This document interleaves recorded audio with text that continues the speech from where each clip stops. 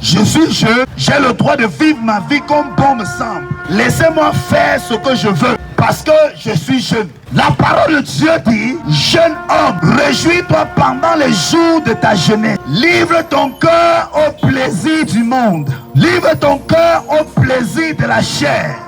Mais sache une chose, que pour tout ce que tu as fait sur la terre, Dieu t'appellera en jugement. Dieu appellera chacun de nous en jugement. Chaque homme qui est sur la terre passera devant le grand trône blanc, excepté ceux-là qui ont placé leur foi en Jésus. Parce que ceux qui seront devant le trône blanc seront déjà préparés pour la condamnation. Parce que devant le grand trône blanc, il n'y a pas l'acquittement, c'est la condamnation. Mais à partir du moment où tu es sur la terre et que tu écoutes le message de la bonne nouvelle, tu dois te repentir. Mesdames et messieurs, étant sur la terre, Dieu nous donne des possibilités de nous repentir. Parce que Dieu n'est pas méchant. Si tu péris, c'est parce que tu as choisi de périr. Yes. Écoute mon frère, toi tu préfères t'asseoir au bar avec les petites. Tu préfères vivre dans l'adultère. Tu préfères la vie du monde. La Bible dit que la lumière est venue chez les hommes. Et les hommes ont préféré les ténèbres parce que leurs œuvres sont mauvaises. Yes. Vous voyez clairement la lumière. Parce que cette parole qui est prêchée, c'est la lumière qui est relâchée. Dans ton esprit, le Saint-Esprit rend témoignage. Il est en train de rendre ce témoignage que tu es pécheur et que tu as besoin de te repentir. Tu sors très bien avec les amis. Et tu as les amis d'alcool. Vous savez, quand j'étais dans le monde et que j'étais sous là, j'avais les amis d'alcool. Tu sais, quand tu as des amis d'alcool, si tu as un problème de 5 000, je dis même 5 000, tu as un problème de 2 000, un ami d'alcool est prêt de te faire boire 10 000 et ne pas te donner 2 000. C'est quel genre d'amis? Si tu veux boire le jus, il va te dire tu ne bois pas le jus ici, tu vas boire la bière. Tu es conditionné. Mais Dieu, il vient pour te libérer de ces conditions-là. Pour que tu deviennes un homme libre, qui n'est plus sur le jugement du monde, ni sur le jugement du diable, mais qui est sur la grâce de Dieu. Amen. La grâce de Dieu est disponible pour toi. Pour toi qui m'écoutes cet après-midi, tu réalises que tu es séparé de Dieu. Mon frère est venu, il a prêché.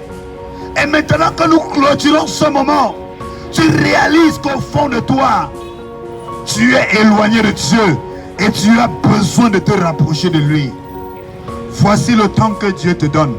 Voici la possibilité. Voici l'opportunité.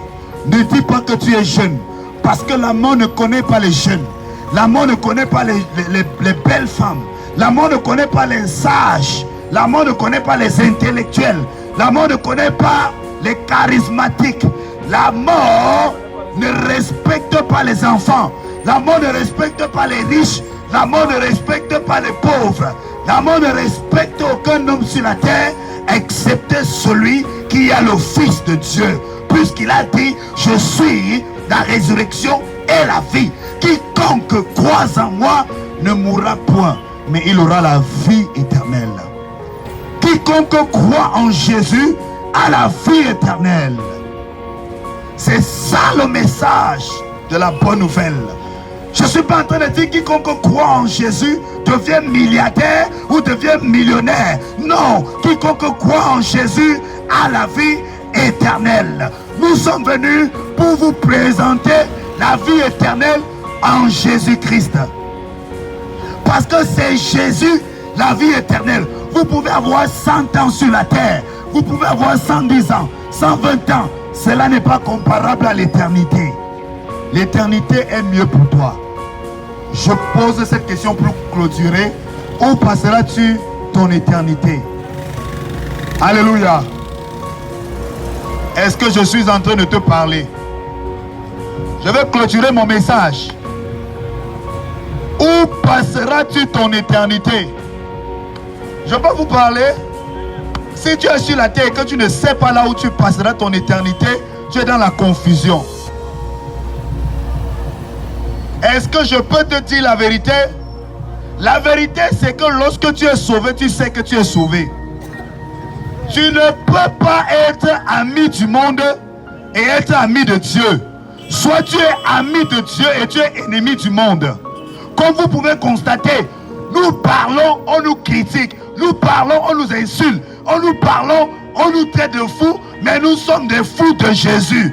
Nous sommes les fous de Jésus dans le salut. Parce que l'assurance de notre salut est évidente. Alléluia. Nous sommes des fous de Jésus. Les hommes nous traitent de fous, des égarés. Nous sommes égarés en Jésus. Jésus-Christ a donné sa précieuse vie. La Bible dit, Dieu a tant aimé le monde et qu'il a donné son Fils unique. Son Fils unique veut dire, il a donné ce qu'il avait de plus précieux pour que toi, tu sois sauvé. Je suis venu te dire, ton âme est au prix de la vie du Fils de Dieu. Écoute mon frère, je te dis cette vérité. Ta femme qui t'aime tant, elle ne peut pas mourir sur la croix pour le pardon de tes péchés. Peu importe le degré d'amour qu'un homme peut avoir pour toi sur la terre, il ne peut pas mourir sur la croix pour le pardon de tes péchés. Et même s'il a la volonté de mourir, son sang ne sera pas valable. Pourquoi? Parce que son sang est souillé à cause du péché. Mais le sang de Jésus est pur. Le sang de Jésus est sans tache. La Bible dit, celui qui n'a point connu le péché, Dieu a fait devenir cet homme péché pour toi. J'ai mon petit ami, je ne peux pas l'abandonner pour Jésus. Tu es perdu. Tu ne peux pas abandonner un homme pour Jésus? Non. Tu ne peux pas abandonner le monde pour Jésus? Non. Bien-aimé, sois prêt de tout abandonner pour Jésus. Parce que Jésus a payé le prix qu'il faut pour le salut de ton âme. Amen. Alléluia.